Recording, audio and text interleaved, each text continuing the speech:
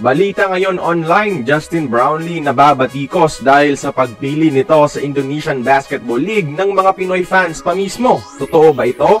At NBA off-season, walang may gustong kumuha kay kabayan Jordan Clarkson. Pero bago natin pag-usapan, palike naman na nating video bilang suporta. Unahin natin ang kay Clarkson. Sa kabila ng mga trade rumors sa NBA off-season, wala tayong narinig tungkol sa ating gila superstar mga idol. And it is because wala daw interesado na makipag-trade sa kanya ayon sa mga Utah Jazz insiders as reported by Bleacher Report. Galing kasi sa down year si JC mga idol last season, averaging only 17.1 points at 5 assists, a slightly significant decrease sa last 2 seasons kung saan almost all-star ang level niya at wala pa rin gustong mag-risk sa 14.1 million contract niya.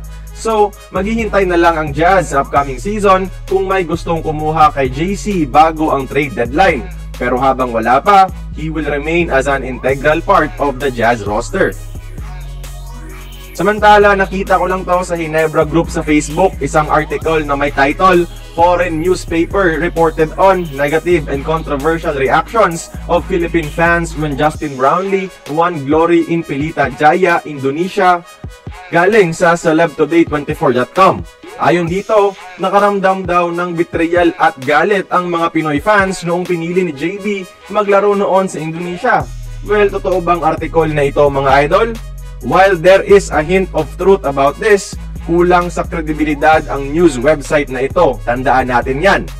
Sabihin natin oo, may ilan talaga akong nakitang comments sa mga Pinoy na disappointed kay Brownlee sa paglaro sa Indonesia. Pero iilan lang yon, mas marami pa rin ang supportive.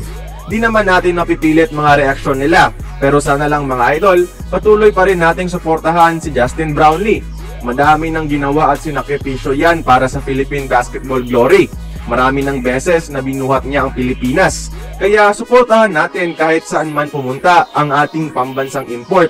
Tandaan natin, di lang import ng Ginebra si Brownlee, kundi ng buong sambayan ng Pilipino.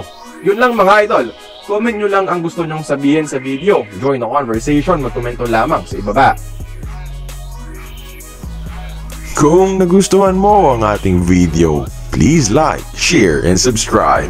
I-follow mo na rin ang ating social media platforms for more exclusive sports content. Until then, this has been Courtside Buckets. See you on the next one.